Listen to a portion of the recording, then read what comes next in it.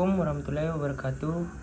Perkenalkan, nama saya Anditya Amirul Haq dengan NIM 2301090.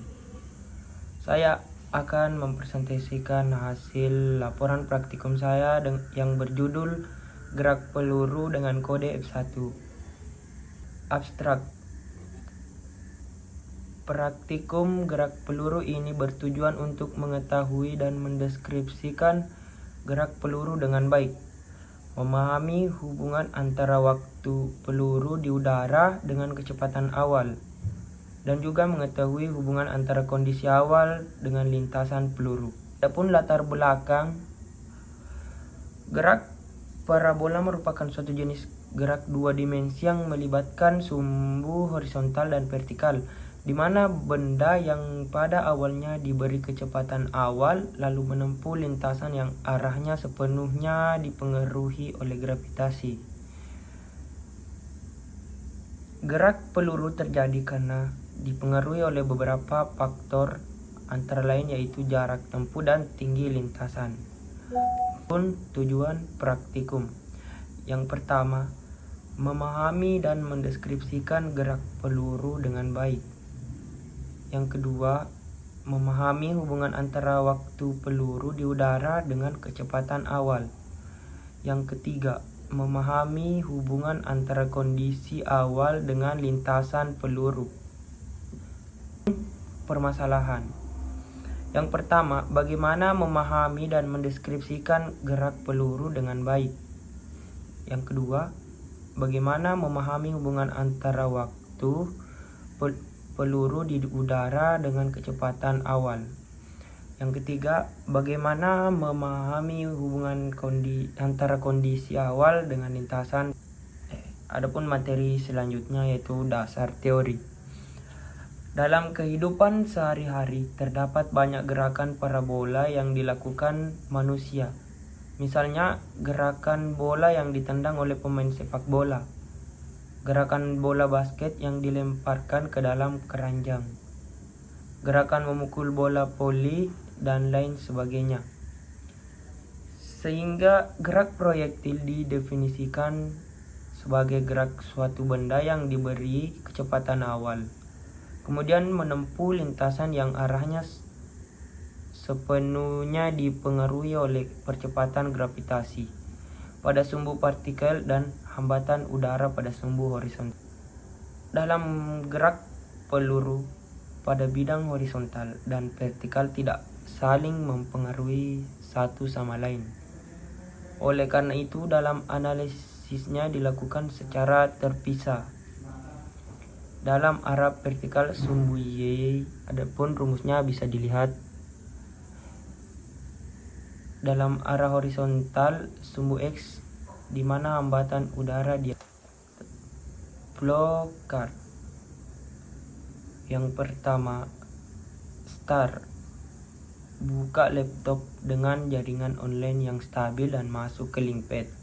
Yang kedua, klik lab seperti yang ditunjukkan pada gambar. Yang ketiga, gunakan simulasi secara bebas. Yang keempat, atur kondisi awal atau beberapa nilai besaran sesuai instruksi. Yang kelima, aturlah kecepatan awal sesuai yang ditentukan. Yang keenam, catat data yang diperoleh. Yang ketujuh, lakukan secara berulang.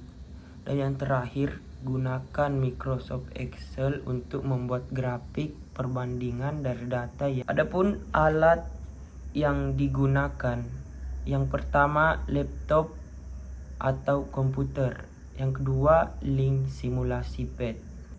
Prosedur kerja. Yang pertama, buka link simulasi pad. Yang kedua, klik lab seperti yang ditunjukkan pada gambar. Yang ketiga, gunakan simulasi secara bebas agar terbiasa. Yang keempat, atur kondisi awal atau beberapa nilai besaran seperti yang ditunjukkan gambar. Sesuaikan dengan instruksi yang diberikan. Dan yang kelima, catat data yang diperoleh. Adapun data yang saya dapatkan yaitu data yang pertama, P0 nya 1 sampai 15 meter per sekon, theta 40 derajat, masanya 10 kg, diameter 0, gravitasi 9,8 meter per sekon kuadrat. Analisis dan pembahasan. Adapun tabel berikut bisa dilihat angka-angkanya, data 1, data 2, dan data 3. Dan selanjutnya grafik. Hubungan M dan T dan seterusnya bisa dilihat. Materi selanjutnya, pembahasan. Pada praktikum simulasi gerak peluru ini dilakukan beberapa hal, mulai dari pengambilan data sampai perhitungan dengan menggunakan beberapa rumus yang diberikan.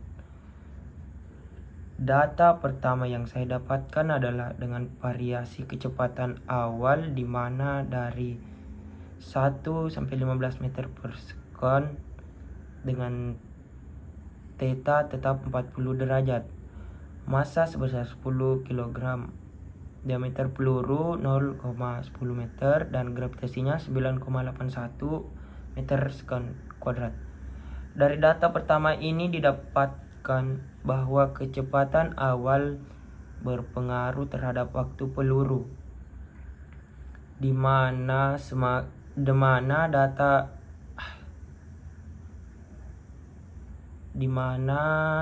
besar kecepatan awal yang ditembakkan, maka semakin lama juga waktu yang diperlukan peluru di udara.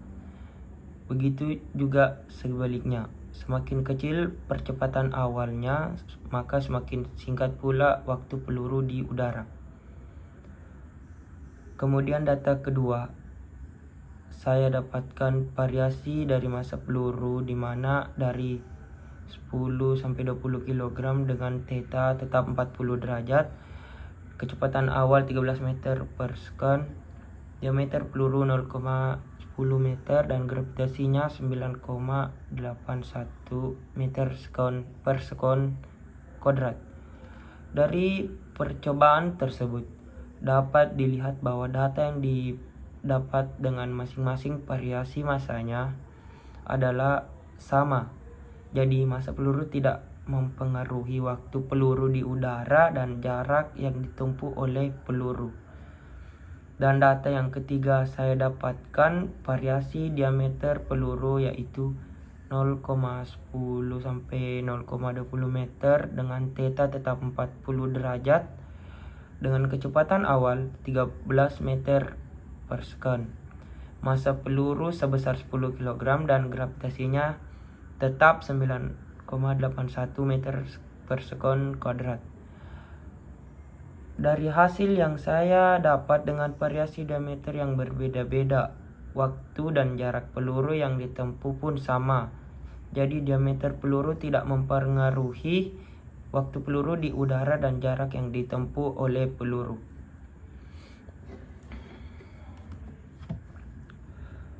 Adapun kesimpulan dan saran. Kesimpulan. Yang pertama, kecepatan awal mempengaruhi waktu peluru di udara dan jarak yang ditempuh oleh peluru tersebut. Yang kedua, massa peluru tidak berpengaruh terhadap waktu peluru di udara dan jarak yang ditempuh oleh peluru. Yang ketiga, diameter peluru juga tidak berpengaruh terhadap waktu peluru di udara dan jarak yang ditempuh oleh peluru tersebut.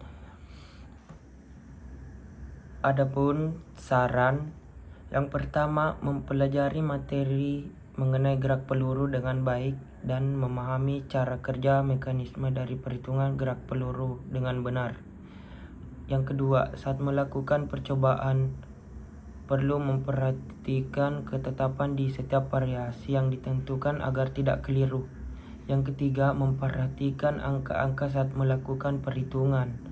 Dan yang terakhir, tidak perlu terburu-buru saat pengambilan data dan proses perhitungan.